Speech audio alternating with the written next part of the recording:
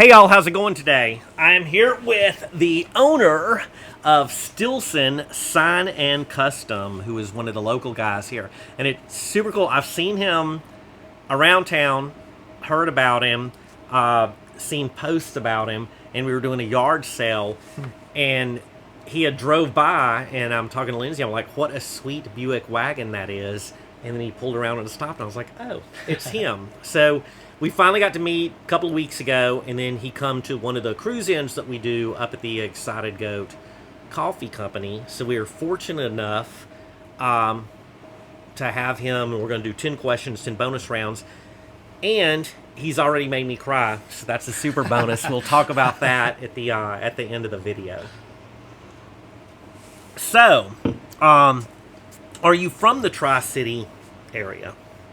I've been living in Bay City area for probably like the last 6 or 7 years. Mm-hmm. Before that, I was from the Thumb area, the Thumb of Michigan. That's what Michiganders, they got the thumb thing going on. But I grew up in the Metro Detroit area. So nice. until I was like halfway through high school, and then we moved up to the Thumb. Oh, heck yeah. So, yep. How long have you been painting and doing this? When did you start, or was this something you were like, hey, this is what I want to do? I mean, that's kind of a long, not really long story. It could turn into a long story, but actual like lettering, pinstriping involved in the sign painting trade, I would say the last 3.5 years. So not extreme, not a super long time, but oh, nice. Yeah. So, what was your background previous to that? Were you into old cars, or were you working on them, or? Yeah, I've always been into cars. I grew up in a car family. I've always worked on my own stuff. I've bought stuff, tinkered with it, fixed it, flipped it, all that kind of stuff.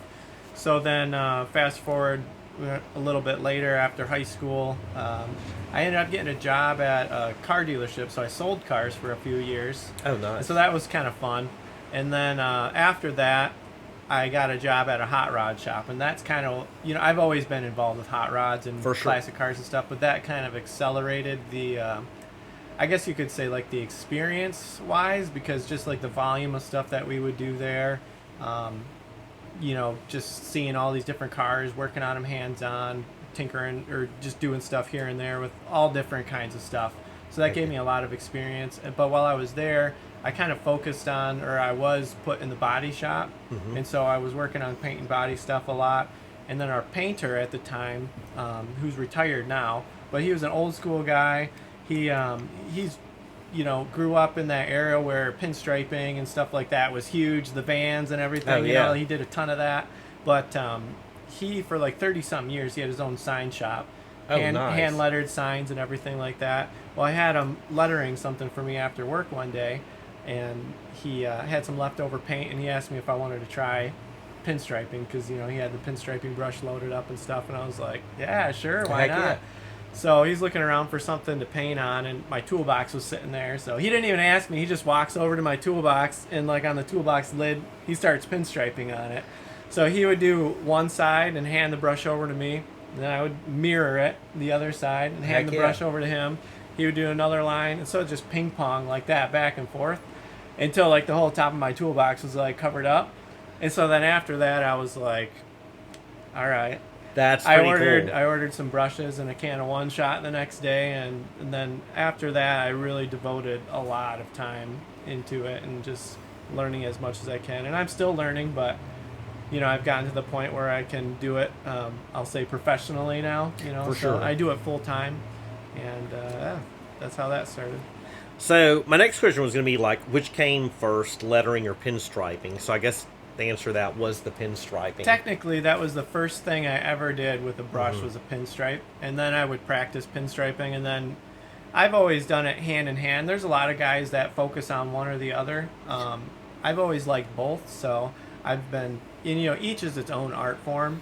For sure. So I've really just tried to learn as much as I can about both of them. I would say the lettering, there's probably a little bit more to it, just because the way letters are, I mean, you have to know a lot about, to get like a good looking letter. Oh, most definitely. A little different than laying down lines. Not that, pinstriping can be extremely, intricate as well, but. For sure.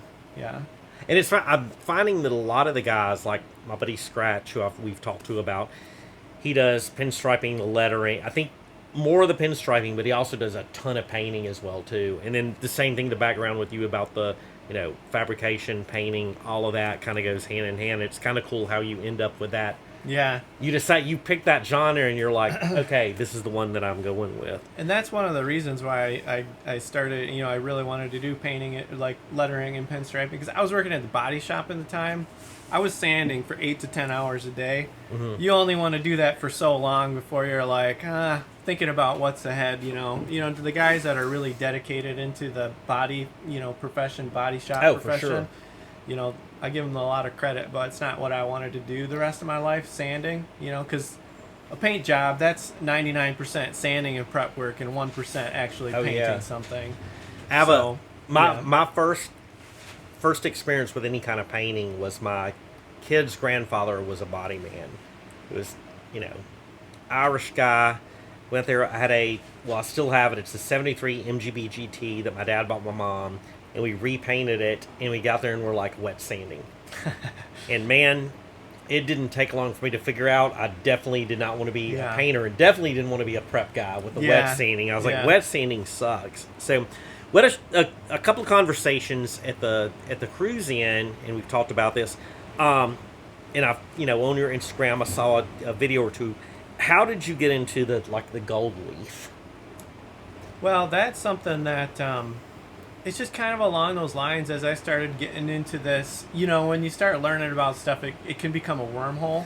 Oh, for sure. So when I started learning about signs and lettering, striping, gold leaf is a part of sign work that's always been, gold leaf has been around for almost ever. I mean, there's, in the Bible, it talks about we're doing stuff on the Ark of the Covenant in gold leaf and gilded stuff. The Egyptians used gold leaf, and you can still see this gold leaf in the Egyptian tombs and things like that. So it's been around a long time. And it's just, I don't know, gold leaf is just one of those things where it's just fascinating. So I knew I had to learn about it, and I wanted to, because when I learn about something and when I do something, I don't want to just do it to just say that I can do it and do it to a level of like, yeah, okay, I can do it. Like anybody can say that they can pinstripe or can paint stuff and learn it on a small scale level or like a foundational level. But I've always really wanted to learn like the ins and outs and the, I want to learn things the hard way almost, and know the process and know that the whole foundation and just build from there. So the gold leaf is something I always wanted to pick up along with it as well, because it's like gold leaf is considered like the top tier in sign work. Oh yeah. So yeah, and it's so cool. It is very cool. It is really cool, especially watching it being done. We're to number 5. So your current ride and current projects. They change constantly. I know. You had told me you like to. I have a thing about, like, I have sold a bunch of stuff and got rid of it. Yeah. But some things I get really, really attached to. Yeah. And I'm like, I can never let this go. Which is going to be sad when my Hitachi cordless drill goes, because I know it's a weird reference, but I'm like, I love that drill so much. Yeah. And now the drills that are out there that are cordless are way, way better. But I'm like, it's going to be a sad day for me when that happens. So anyway. The current daily driver right now is my 96 Roadmaster wagon. Mm-hmm. So I just had my first kid. And congratulations. Thank you. Thank you. So, and I've always had like regular cab pickup trucks. I like regular cab short bed trucks or long beds. They're cool. Regular cab truck just in general is kind of my go-to. 2-seaters don't work anymore, so I had to get something a little bit bigger. So I ended up finding this thing locally. My wife actually spotted it on the side of the road, and that's kind of what led to that. But it's kind of, I call it my dad rod. It's got an LT1 V8. It's a full body on frame. It's got dual exhaust. It can smoke the tires really well. Yeah, that's right. So it's fun to cruise around with. So. Dad rod is a new genre for me. I like that. I know you got it trademarked, so I'll use it only with your permission. And then I know you've got some projects. Yeah, I have. I mean, I've always got projects and stuff going on. I actually sold the Rivieras. Oh, did you? Yeah, so I just passed those on. It was going to be more work than I wanted to get into right now. I had a couple of 66 Rivieras I bought a little bit ago. But the one car that I will say I know I'll never get rid of it is it's a 92 Camaro. It's not like by most people's standards like the epitome of hot rodding or anything like that, but it's sentimental to me. Oh, for sure. So it's a third gen Camaro. Mm-hmm. Everybody calls it an IROC. I'm tempted to get a license plate that says not an IROC. Not IROC, yes. But I've had that car since I was young. I was like maybe 21 when I got it. Mm-hmm. And I always wanted one when I was growing up. You know, as a kid, you know, looking through stuff, and I was like, oh, the IROCs are sweet and stuff. So I ended up getting one. I met my wife in that car, and we dated in that car. Oh, and yeah. then we drove off at our wedding in the car, and then the day after our wedding, we drove down to Myrtle Beach on our honeymoon in that car. Oh, that's awesome. And then my daughter was just born 3 months ago, and we brought her home from the hospital in that car. In the car, that's awesome. I thought you were going to say she was born in the car. I was like, dude, it was close. Yeah. Yeah, you should have. That was a wild ride. That is so quick, awesome. I love that. And that's one of those cars that's like, that car becomes your extended family. Yeah. It becomes like part of it. Yeah, and I love it because it's super 80s. It's white with red stripes on it and like complete red interior. You look at it, it's just like that 80s red. Oh, for sure. You know, I just love it. You know, it's fun. But that car, you know, is a project. It's a little bit of a project. It's not perfect by any means. Heck so yeah. It'll be one that I'll restore at some point. But that's awesome. Yeah, yeah, pass it on to the daughter. Yeah, that's the plan. I love that. You had mentioned this, and I saw it on on one of your posts on Instagram, that deluxe car wash sign. Oh yeah. And what I appreciate about that post is you're like, I saw this, and I've always wanted to recreate it. Yeah. And you did. I think that is cool. Are there any other signs like that you're like, man, I need to do that, or want to do that, or you know, and we're going to talk a little bit about some of the stuff that you brought, but is there another sign like that one that you would like to do, or are there many of them? There's many of them. I have like a mental folder full of stuff that I'd like to do at some point. A lot of this, you know, you mentioned that book. Mm-hmm. You know, a lot of those signs in there I would love to recreate just because I love the style of them. And I mean, I've recreated a couple of like old school Harley signs. I've done a few of those. Some old school. You've heard of the Race of Gentlemen? Yes, right? Yes. Yeah. So I went to that in 2019, I think it was. My wife and I drove out there, and that was a blast. We had a great time. Coming back from that is kind of, you know, the old motorcycles were awesome. Oh, so yeah. that's when I made the old school Harley sign, and then I also made an old school Indian motorcycle sign. Oh, I actually nice. made two of them. One is in gold leaf, and one of them is all painted, but... So those are, and I made them all like period correct from like the 20s. That's super sweet. So I know a buddy of ours, Chris Davis, he went with me. We met Matt from Iron Trap Garage at the Gilmore Museum. Yeah. To pick up the golf sign over here, and we got there super early. He was doing a class, and you know, I'm talking to this guy, and I'm like, "Hey man, you work here?" And he's like, and it's like the curator, one of the head guys. I didn't know. I'm like, "Hey man, we drove all the way from Bay City. We picked the sign from Matt. Can we look around?" And he's like, "Oh yeah." And he's like, "Hey, here's my card. If anyone says anything, just hit." So we're there. It's nobody. It's just him and I. And they had a ton of. I couldn't. You know, since I'm older, I couldn't tell if it's like college kids, high school kids, but they're all in there cleaning, dusting. Nobody says a word through this. We're walking all through there. But one of my favorite things was they had so much signage from the eras of the cars in those buildings that was so really cool. And we talked about this previous to the video about how some of that stuff, it's just like it was such a cool era each decade, how it fit in with those vehicles. And everything had such a life to it that you just don't see anymore with the digital signs and stuff like that. You don't. I mean, you got a lot of stuff around here. Even just looking at that Evinrude, you know, font on that little boat cover, you know, just all this. Well, there's one you can't really see. These are art projects. Well, you can kind of right through there. Okay, yeah. That one, that Seahorse, the aluminum for the throttle on it, that shark fin with the extruded curves. Yeah. all the knobs on that, how it's made.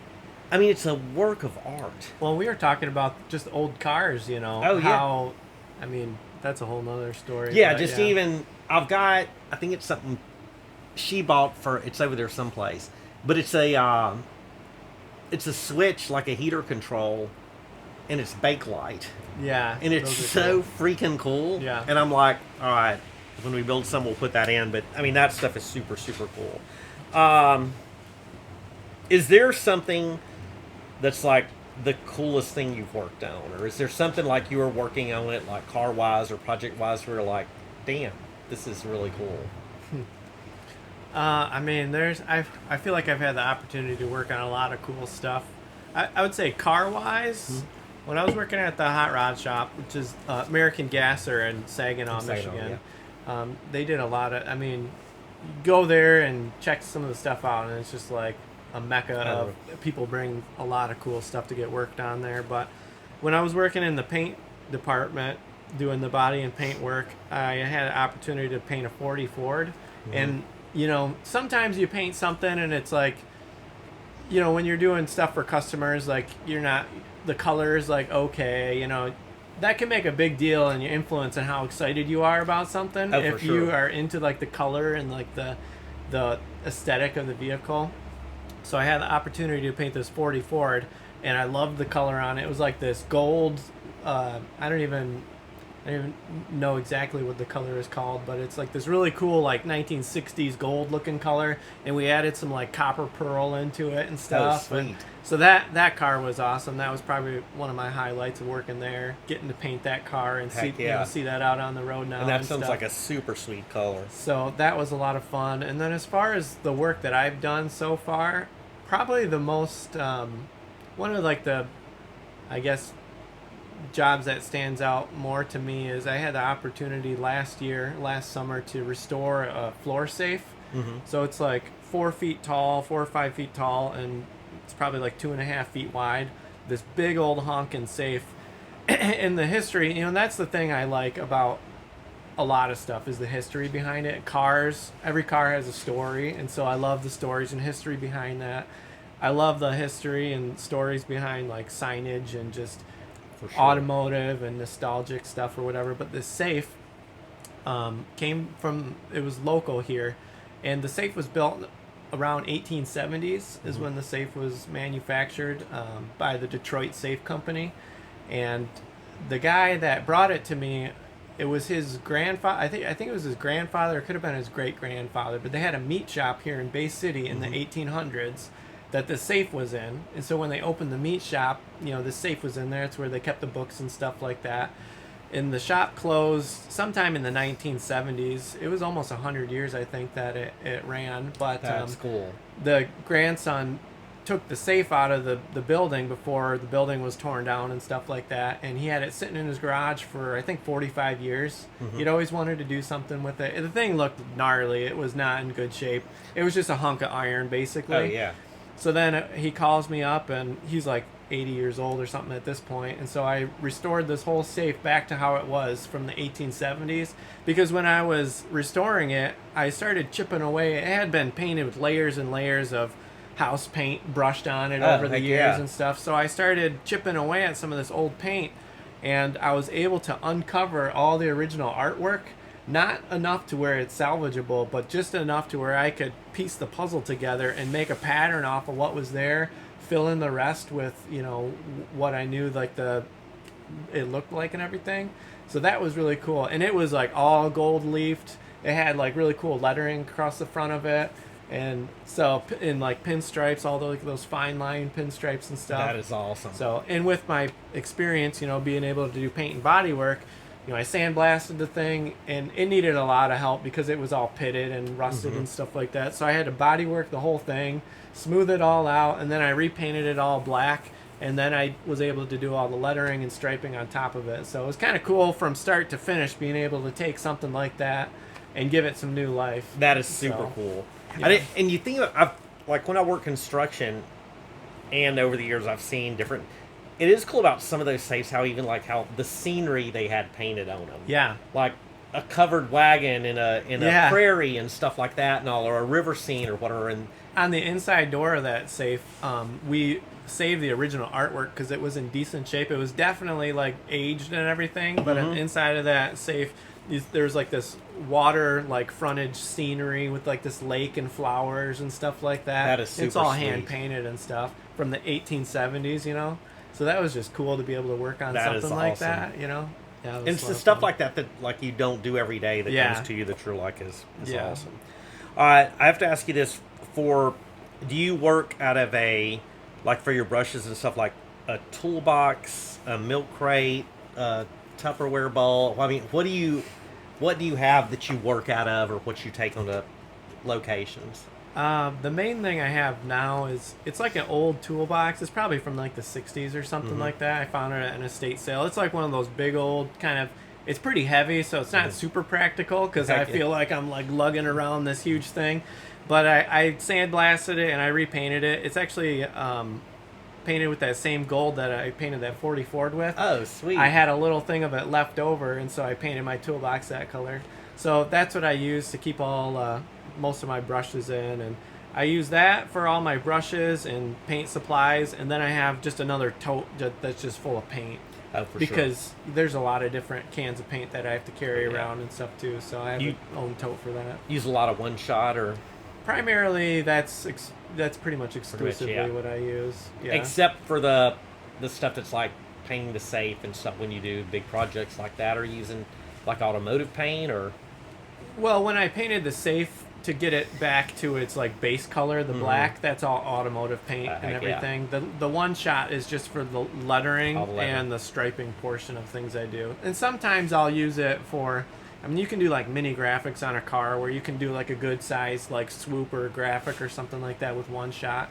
But if I'm Nice. gonna be doing like something larger, I'll spray it with like automotive type paint for like backgrounds and stuff like that. Heck yeah. What are your future plans, or where you see your sign and custom shop going, or what is your?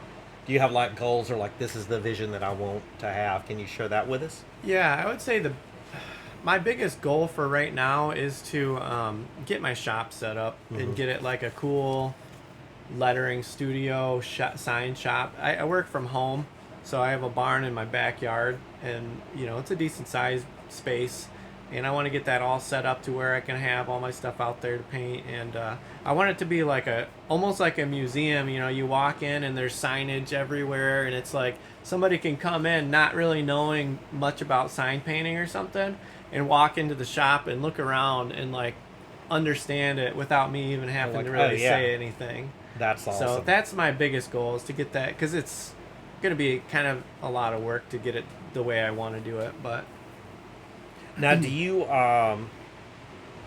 with doing that, or what is the percentage of you doing stuff at your shop versus going out and doing it? Is it about 50-50 with that? Or? right now it's probably about 50-50. I haven't really got out there to do a lot of shows and to get like set up to do shows and things like that yet, because you know you can do like I don't know, bike nights, or you can do car shows and cruise-ins sure. and stuff like that. So eventually I'd like to get set up to where I can do that a little bit more. Heck yeah. But right now it's probably about 50-50. That's awesome. All right, that was question number 10. So we're going to do our quick fire stuff. So this was as I peruse your Instagram and social media and stuff. Do you need another beer? Yeah, I could take another one if you twist my arm, you know. I'll take I think it's the one with the truck on it. It's not the Cougar Bait, but it's the other one. The brown ale, I think it's down over on the left. We got that fancy beer fridge, and I'm so stoked about it. So we've taken... I'll take whatever. Surprise me. You want something different? Surprise me. Yep. You like dark? I like. Oh yeah. He's had a corrupt. Oh, dang it. Alright, well, you're getting a crowd. All right. Hey, it was good the first time. Thank you. So, thank you, sir. Cheers. Let me pop this one open. And I do appreciate you drank 2 Shreveport beers from my hometown. Heck yeah. So, cheers.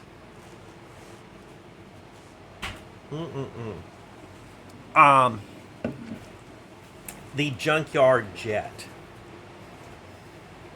So I'm supposed to say what's the first thing that comes to my mind? Just a 70s style drag boat. It's just cool. I don't know why. Like, I actually screenshot that and sent a picture to one of my buddies that's into racing boats. I remember popping my first foamy beer. That's very simple, but it's very freaking cool. It's kind of like I like that a Evil lot. Knievel just meets like 70s drag Yes. boat stuff. Yeah, it was. I like that. Thanks. Faster cruising. Cruising, I would say. Cruising. Yeah. Ford, Chevy, or Dodge. I would say I'm not a super brand guy, but Chevy is probably more so where I lean. Chevy man. Yeah, GM, and then probably Mopar, Dodge. Yeah, my dad, all his work trucks and work vans were always Ford. Yeah, so was my dad's. But Yeah, he drove Cadillacs. yeah. And then I've always been a Chevy guy, and I don't know how I've ended up with nothing but Mopar stuff, Yeah. which is weird. I'll blame my buddy Rusty for that. Do you have a favorite motorcycle or a favorite motorcycle brand? I like we were, just mentioning Trog. The old Indians are sweet. I think I like works those of a art. lot. Yeah. That goes into like with about how you like cool stuff. Those are freaking cool. Very cool. Yeah. Pre-war anything. Yep. Pre-war Harleys. Yeah. My God, and Yeah. the Indians both. They're works of art. Oh yeah. Buick or Oldsmobile. See, and you got rid of those, so I'm I like, know. now, Yeah. Well, that is still a tough question. I don't know if I had to say, I would maybe say lean Buick a little bit. I mean, the Buick.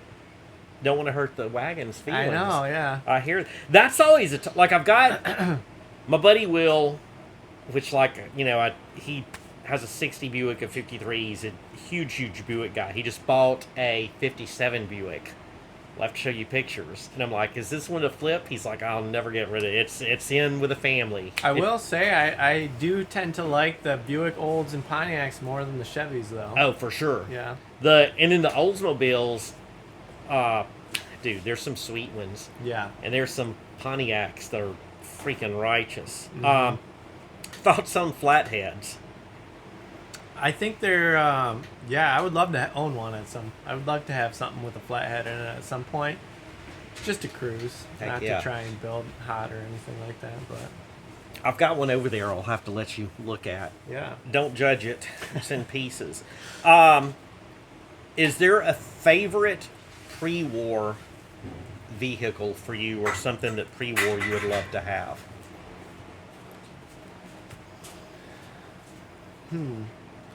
These car questions are tough for me because I just think about them too much sometimes. That's like one of the things. That's a rough question, Being too, a car for- guy, people ask you, "Oh, what's your favorite car?" And I hate that question because yeah. I can't answer it. There's I too get much stuff that's out why there. I ask these. So that's a tough one. Pre-war stuff. I mean, I do like old trucks, so I probably would say it would be a truck. Yeah. But I like 32 Fords. I like the 34 Fords. But at the same time, I like stuff that's a little bit more oddball. So if I were to pick something, it probably wouldn't be something like the traditional type of hot rod or something for like sure. that.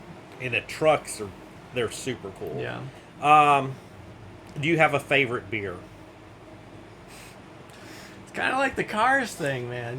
I don't know if I have a favorite beer, but I would say I generally like dark beers. Dark beers. Yeah, that's kind of what I go to. And you've got a black lager there, which is about as dark as you can get. And this one kind of goes back to those other ones.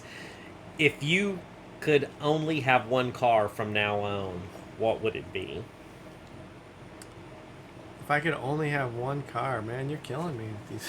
And we'll take the Camaro out of the equation. That's your daughter's car from I was now gonna on. say if it had to be one, I gotta Yeah. pick that Camaro. But if I could only have one car, oh shoot, I would say probably I had a '55 Pontiac 4-door a little while ago. I miss that car a lot. That was a lot of fun. I would say maybe though, like a 55 Pontiac Safari wagon or something would be cool. That would be a good all. Or I've really been wanting like a 60 to 66 Suburban lately. Kind of Because you're a family man. That family thing, but Gotta also tote that the dog. kind of like workhorse. You can throw stuff in it. You can tow with it, haul with it, cruise with it. So, For sure. Either one of those probably. Yeah, those are super sweet. Drag racing or NASCAR? Drag racing. Same with me. Yeah. My buddy Eagle, which we'll talk, I've talked about or whatever, huge NASCAR guy, loves NASCAR. He has a business, a side gig selling, really cool NASCAR stuff. But I tell him that's what dogs do when they go crazy, just run around in circles. But he took me to my first NASCAR event. We went down to Daytona when I lived in Florida. And I will tell you this, TV NASCAR versus NASCAR in person. It's a different experience. Wow. I've been to Michigan International Speedway where they did some racing, and that was a lot of fun. Oh, for sure. But I would probably still say drag. Plus, I love the funny cars and the old school drag cars. The gassers. And everything. Oh, yeah. I mean, and talk about signage. NASCAR stuff had signage as well, sponsored stuff. For sure. But more so, dirt track cars had a lot more like, NASCAR was pretty corporate. It's always more corporate. But the old school drag cars, I mean, that stuff was cool. They're beautiful. Yeah. They're and it's weird. The genre of NASCAR that I like most is that maybe late '70s, when it was like Skull Bandit, the green, and like I don't. Maybe that's when like I was graduating high school and that. Yeah. But I like those appeal to me, and not the cool. It's not as cool as some of the older stuff, but definitely with the drag racing, some of those like the Mongoose and the stuff like that where they have. That's really, really cool. So here's my bonus one, and then we're going to have a little discussion. What is it? I know, you do the painting, you do this stuff, but is there anything that you collect? Or like, hey, this is stuff I like to get, or if you go to swap meets that you grab or anything like that, is there anything that you're like, hey, this is the stuff I like to have? Signage stuff, definitely. I've always enjoyed the signage, but also like and it's kind of related to signage, but old books, sign painting books. I like that old sign painting books and things like that. Just I don't know, anything that's kind of cool. I don't really have a lot of knick-knack stuff. I like I just like anything old. For sure. Really, I don't know. I grew up my mom always loved antiques and things like that. So when I was growing up, and we always had old stuff in the house. Like we never bought like new furniture and stuff like that. My mom would always refinish old furniture and things like that. Sure. We always had a game room in our house that we were never allowed to go in because it was set up with old school like pinball machines and like old school like display stuff and all that kind of cool stuff. And have that adult supervision to go in there for sure. That's awesome. So I like all that kind of stuff, and that's when I get the shop really set up.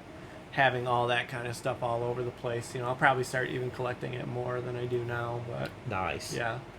And stuff mainly related to the car industry, or that's where I find I tend to lean a lot into is the car, automotive, and oil and gas stuff like that. But I appreciate stuff from all different, wide spectrum. But for sure, I would say the auto industry is probably more so. That's awesome. Yeah. All right, you brought some show down, and I guess now I'll talk about like some of my buddies messed with me. I was a Marine back in the day, had some hatefulness in me. I could nothing would faze me. The older I get, the more mushy that I get. So he come in, he's like, "Hey man, I've got a little something for you," and it made me a little wet-eyed, which it might do it again. But and this is from we'll show the book. This. So the Eagle, keep the Eagle screen in Bomber's Garage as a BAR, and then a freaking crescent wrench on it. So dude, thank you so much. I'm trying not to get I'm getting a little steamy eyed a little bit, but he brought a couple of books and references and stuff, And we were talking earlier about, because I'll search YouTube. Yeah, it's from this one. The book is from 1947. It's one of the first sign painting books that I actually ever read. Actually, it is the first sign painting book I ever read. Practical sign painting. It's got the dust cover on it and everything. Yeah, take the dust cover off and even just look at the hard cover part of it. I just think it even is still so cool. Oh, that is rad. Yeah. It reminds me, I've got an original print of the Guadalcanal Diaries, and I read it like once a year, and it's super cool like this and has the same texture and everything. Yeah. To it, but there's so much. Like, this is another one cool, and there's even some of these like back where I'm from in Shreveport, like this lumber yard and the people that are doing this, and there's so much practical stuff. So this is A from bunch of different alphabets. I've used these different fonts or these different style for a lot of different like lettering jobs and stuff like that, because this is what they were using back in the 40s. oh, for sure. So the one of them, And I'll take some video of these because they're really freaking cool. Here. That font right there, This top one, pretty reminiscent of what I got on my shirt. it here. most certainly is. So for the sure. artwork for this shirt, I hand lettered everything, all this stuff, and then had it digitized and then printed Well, and stuff. I appreciate you, and I've got one of your cards over there on the wall. You did it, Yeah. super So, life size. Yeah, I was gonna get some business cards made, and I don't know, for the life of me, I couldn't find like a font online that I liked that was like, man, I don't know, this isn't really what I want my business card to look like. So I was actually thinking about stuff, and so what I ended up doing was a 1 inch to 1 foot scale. So a business card is like 3 inches by 2.5 inches or something. So I did a 3 foot by 2.5 foot sign and hand lettered it, a giant business card. That And is then I had awesome. it digitized and then shrunk down into like a business card side. So my business cards are all my hand lettering on the business card. And same with, it's the same artwork I used. You know, I did this the for the shirt and shirt, everything. and then on the back of it is the same That is cool. stuff that I have on my business card. But I don't know if this will ever come to pass, but if there's ever an opportunity in my life to have a giant check to present to someone, I would love to contract you to have you hand paint that giant that'd be check. sweet. Yeah. I heard that we just made a business deal. So you also brought, excuse me, some other show and tell stuff. Do you kind of want to? Yeah, this is a book about just all different types of fonts. So I mean, you see in here, I don't know if you can pick that up on the camera, It'll do pretty well. but I love just looking through. I mean, letters are something that gets me excited, Oh, for which sure. not a lot of people care about it, but I love looking at different letter styles. I love looking at different like. This almost looks like 60s or so. Is Yeah, it? I don't know when. Let me see when this one was. I don't remember. A lot of these things are published. Yeah, this was from 74. 74, But yeah. I don't know if this is the first edition of it. I don't think this is the first edition, but. So, I mean, when I'm working on a project and I want to do something that's like 60 styled, I'm like, really, I look in the books that I have from the 60s For sure. to do that style of stuff, or I look for the different time periods. So I love different fonts. And the thing about lettering, most people have no idea, letters are so complex themselves. Each letter has its own characteristics. Mhm. They're not, every letter is, not every single one, but there's different widths. Letters are not all the same width, and you can't space them together the same way. There's different ways that you have to, you just have to know that stuff when you're lettering. When you're painting a letter, you have to know how to build that letter. To where it anymore now, like, you just type the stuff out and nobody thinks about it. But when you're putting different letters together, like the A next to a perpendicular letter, or like an A next to a V, you have to space those out different ways to get that optical, spacing look Definitely. right, or else it's going to look goofy. You can't Yeah. space out letters exactly the same space from each one of them, or they're just going to look like a 3-year-old did it. Oh, for sure. So, I mean, there's a lot of stuff about letters that you have to know to do this stuff, and so that's kind of what gets me excited about that. That's a super a cool lot one. of fun. And then This is another one of the sign painting books that I've taken a lot of information from. This is actually from Delta College here in Bay City. Oh, for Back in like the 70s and 80s, they had courses on sign painting. Back when it was still more of a relevant trade, but this book doesn't look like as old school on the outside, but so much stuff on the inside. It's got a lot of That is examples pretty cool. of different layouts. It's got a lot of different letter styles. It's got a lot of different just examples of just like how awesome it different- is that they taught that as a class. Yeah, and there's basically, there might be more than one, but there's basically only one school that teaches lettering anymore, and it's in LA. It's called LA Trade Tech. A lot of, like, if you're in the lettering community, you kind of have heard about it, but it used to be all over the place. Oh, They for used sure. to teach stuff like almost to this, to, you know, like speedball pen and lettering and calligraphy in high school and stuff. Oh, yeah. I mean, you never learn that stuff Which anymore. I took typing 2 years in high school. My dad maybe did.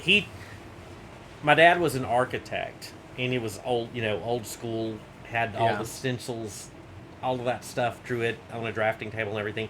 And he was like, hey, you need to learn to type. And I remember the second year we got electric typewriters, and I was like, oh my God, this is Yeah. so cool. But I remember my dad doing invoices with like the carbon paper or whatever it is to do the second one on there. I mean, it was a dying art that I thought was like, I mean, not that, but I mean, it's just stuff that a lot of people know nothing about today. And it's the same thing with, like, I mean, not knocking people that do graphic design, because that is absolutely amazing sure. what they can Yeah. turn out and digitize and everything. But I've got a buddy of mine, Dale, that I worked with at Go Ruck, did a lot of the graphic design for patches and stuff like that. But what I loved about him, he was constantly carrying a little scratch pad, and he drew everything out first. That's cool, yeah. And I love that he hand drew it and then went to digital with it, much like you did. Where I was like, dude, this dude's cool with what he's doing instead of just doing and nothing's wrong with doing it digitally, of course. Right. But I thought it was cool that he still kind of kept it old school by hand drawing it and working it out and, figuring that out. Yeah, it's just a different feel and most people don't even, I tell people I'm a sign painter, or they have no idea what that means. They think of the signs that you can buy at Marshall's that say like live, laugh, and love on them and for stuff. sure. That's, if that's you, that's cool. That's, not my style. She's laughing because we actually kind of make fun of those signs or whatever. I try to be sensitive because, those are kind of popular. But Exactly. that's not my style. That's not what I like to do. If I'm doing sure. signage, I like to do like display signage more so than like inspirational quotes or something like that. Yeah. Stuff that, I don't know.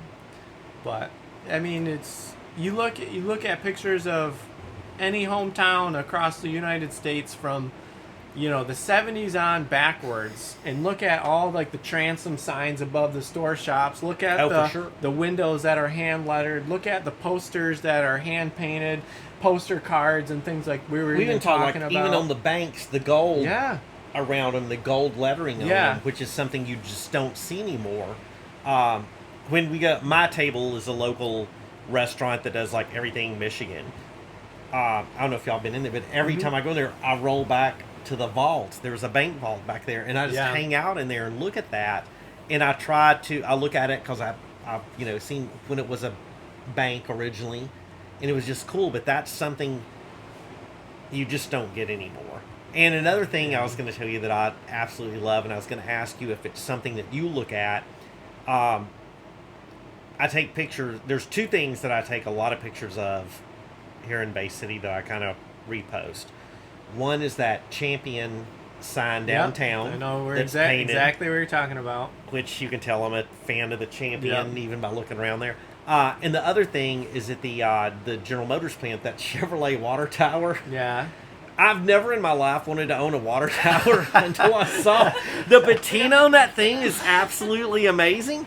And when I see it, I'm like going like, if that ever closes, whatever crimes I have to commit, I'm getting that water tower.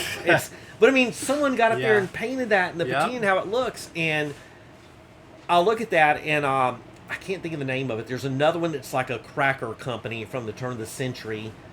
That they're in a lot of small towns down in the South. The Champion one I've seen quite a bit. Champion was like it's a big some thing, sign yeah. painting fools. Yeah. And then even I'm not familiar, the Sea Rock City. Rock City is in Tennessee, and it's like this cave area or whatever. But Okay. all through the South, they were having sign painters going to barns. I'm gonna have to Google this after we get off here. But they were doing the side of barns of like Sea Rock City. Oh, and, yeah. and to do it or whatever. So it'd be free advertising for them. They'd go and like, hey, farmer, we're going to paint your barn or whatever. Right. But it's so cool to me that you can still see some of that. And the Coca-Cola signs that you know, those seen are a lot like of the those, classic ones. But the thing, like all those signs and stuff. Mm-hmm. I mean, everything was hand painted back then. You think for about those few examples. I mean, I've read, I got books that talk about painting stuff on cranes. Up the sides of cranes and heavy equipment painting. They're called wall dogs, but the guys that paint the brick stuff on the walls, the big murals in the big for sure. downtowns. Bay City's got a lot of ghost signs where you can see on the bricks and stuff like that that used to be painted. But even you think of billboards now, they used to be called highway bulletins, before they were billboards. And this is for the book that I have from the 40s. Look at those billboards that are all super. Those are all hand painted billboards. That's how it used to be done, and everything had so much character to it back then. And now it's like this big digital ad, which again, nothing against like digital graphic artists, but there's just a different feel and vibrancy to hand painted work, for sure. hand lettered work, and so it is. It's freaking awesome. And that stuff's worth a lot of money now to people collecting it. Any hand painted signage is worth a ton of money. Old hand painted signage, but I've seen like through car stuff and like a ton of things that have been hand painted, but I especially like, and some of it I guess is more like you said, the dirt trackers that weren't like they're going to their local dirt track, and then the guys that were in the early drag racing, how they were painting those. That's something that I would love to see way more of. Yeah. Oh yeah. It's super super cool, and they got like on the the hood of the car, like 427 cubic inches and the name of the dealership. And the driver and the script on the door. And then you got the big name on the door. Lots of gold leaf and stuff going on. And, for sure. Oh yeah, man, that stuff is just awesome. So I want to finish with this. Painting on glass. Yeah. That looks like it's pretty freaking hard. It's a little bit different skill set. I mean, if you can paint signs, if you can like paint surface painting on stuff, you can generally do glass. Glass is like a different almost texture than something else, so it takes a little bit more control.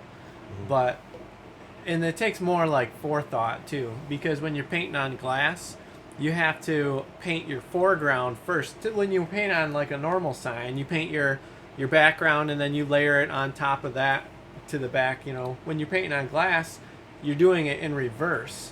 So you're painting it on the back side of the glass, so you have to know what's going to be on the front part of it first and then work your way backwards. So it takes a little bit more planning and a little bit more thought, but I love glass painting. I like doing glass signage a lot. Just thinking about that made my head hurt. Yeah. So, but it's like, it looks so classy and it looks so good. Yeah, it does. It's stuff. Really cool, the glass stuff. I remember back in Louisiana, there was a pawn shop / gun store called Britain's, and they had, like guns for seller trade in a sport, all painted in downtown or whatever. And I always remember seeing that. I was like, it looks so cool. Yeah. And I think about like the guys that painted and did that, and I'm really appreciative that you are carrying on that tradition. And I can't express. I'm not gonna get. I'm glad you like it. I can't express how stoked I am about this, but it means a lot to me to have guys like you that are grabbing these books, and we talked about these books versus, nothing's wrong with watching YouTube videos, because I do it a lot when I'm working on certain things, but the books and how it's illustrated and described, and this is like by guys that were doing this when Yeah. this was a huge thing. It's learning the traditional way to do it, the way it was done. I mean, because the materials, for the most part, the processes and everything, are the same way it's been done for 100 years. For sure. So I want to learn the way that they did it back then, because you get the most traditional feel out of something if you're doing it the traditional way. If you're doing Exactly. everything the same way it was done in the 40s, it's going to look like it was done in the 40s. Oh, for sure. So that's what I enjoy learning about. Well, man, I appreciate it. Thank you for your time. Yeah. Time away from his family, his fresh baby, to come down there and hang out with Yeah. us. In the comments, I will put links to his social media. So if you have something you want as a commission or whatever, and hey, you can ship stuff anywhere. He'll take good care of you. Again, thank you for your time. I really appreciate it. Yeah, And thank you thanks for for sharing having your me, man. knowledge. Thanks And for dude, having me. thank you so much for that. I'm going to get off here before I cry. Bye, y'all. Thanks a See ya. lot.